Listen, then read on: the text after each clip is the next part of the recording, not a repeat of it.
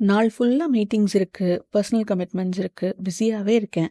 ரொம்ப ப்ரொடக்டிவா இருக்கணும்னு நெனச்சாலும், ஏதோ ஒண்ணு மிஸ் ஆகுற மாதிரியே இருக்கு.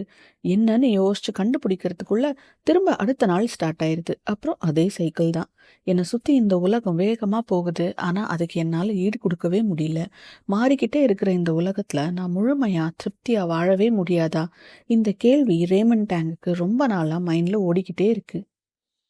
ரேமண்ட் ஐடில வேலை பார்க்குறாரு. ஆனா, அவருக்கு ஃபிலாசபி மேல ரொம்ப ஈடுபாடு இருக்கு. டெக்னாலஜியும் ஃபிலாசபியும் சேர்ந்தா மனிதனுக்கு தன்னை பற்றிய புரிதல் வர பல வழிகள் கிடைக்கும்னு நம்புறாரு.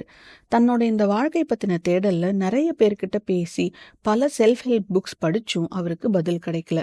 வெறுத்து போன நேரத்துல தான் அவருக்கு பழங்கால சீன தத்துவ நூலான தாவ் தே ஜிங் கிடைச்சிருக்கு. அது ரொம்ப சின்ன புக் தான். ஆனா இவ்ளோ நாள் தேடிட்டு இருந்த வாழ்க்கையோட புரிதலை இந்த புக் ரேமண்டுக்கு கொடுத்துச்சு. அதுல இருந்து இவர் என்ன கத்துக்கிட்டாருன்னு ஒரு டெட் டாக்ல சொல்லியிருக்காரு. அதை இந்த எபிசோட்ல பார்க்கலாம். வணக்கம், நீங்க கேட்டுட்டு இருக்கிறது the next chapter podcast Tamil. நான் உங்க பிஜி. நீங்க ஆல்ரெடி ஒரு சப்ஸ்கிரைபர்னா ரொம்ப ரொம்ப நன்றி. உங்க என்கரேஜ்மெண்ட் எங்களுக்கு ரொம்ப முக்கியம். பண்ணாதவங்க கண்டிப்பா சப்ஸ்கிரைப் பட்டனை கிளிக் பண்ணுங்க. வாங்க இப்ப இந்த எபிசோட்குள்ள போலாம். தாவ் தே சிங்ல சின்ன சின்ன செய்யுள் இருக்கும். அதுல ஒன்று தான் தண்ணியை பத்தினது. பி லைக் வாட்டர்னு நிறைய மோட்டிவேஷனல் ஸ்பீக்கர்ஸ் சொல்லி கேள்விப்பட்டிருப்பீங்க. அது 2500 வருஷத்துக்கு முன்னாடியே லாவ் ட்சூ சொல்லியிருக்காரு. இது அதோட தமிழ் டிரான்ஸ்லேஷன். தண்ணீர் நமக்கு 3 லைஃப் லெசன்ஸ் கொடுக்குது. ஃபர்ஸ்ட் ஒன், பணிவு. நீருக்கு தன்னோட சக்தி என்னன்னு தெரிஞ்சும் அது தரையில தான் ஓடும். எந்த பாகுபாடும் இல்லாம எல்லாரையும் வாழ வைக்கிறது தண்ணீர். அதுதான் எல்லா உயிர்களின் ஆதாரம். ஆனா அதுக்காக எந்த அங்கீகாரமும் அது தேடிக்கிறது இல்ல. அதே மாதிரி நாமளும் நம்மனால முடிஞ்ச அளவுக்கு நம்ம வேலையை கரெக்டா பண்ணி எந்த பலனும் எதிர்பார்க்காம மத்தவங்களுக்கு தன்னால முடிஞ்ச உதவிய பண்ணணும். நமக்கு உதவி தேடும் போதும் தயங்காம மத்தவங்க கிட்ட கேட்கலாம். இங்க நான் அப்படிங்கிற அந்த ஈகோ இல்லாம இருக்கிறத தான் தண்ணீர் நமக்கு புரிய வைக்குது.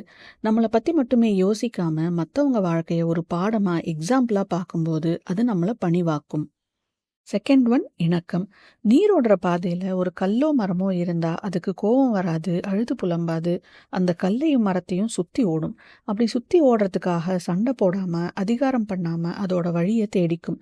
இது நம்ம ஸ்ட்ரெஸ்ல இருந்து விடுபடுறதுக்கான ஒரு வழி.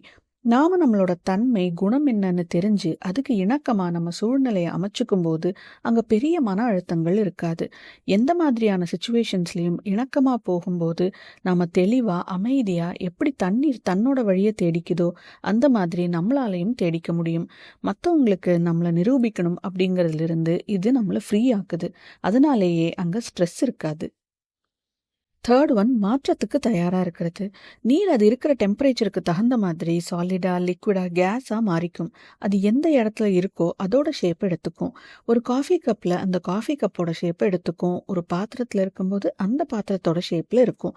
வாழ்க்கை நம்மளை எங்க கூட்டிட்டு போனாலும் அதுக்கு ஏத்த மாதிரி நம்மளை மாத்திக்கிட்டு வாழ பழகணும். இப்ப நாம இருக்கிற உலகத்துல சேஞ்ச் ரொம்ப சீக்கிரம் வருது. அதுல நான் ஒரே வேலையில தான் இருப்பேன், ஒரே கரியர்ல தான் இருப்பேன்னு யாரும் நினைக்க முடியாது.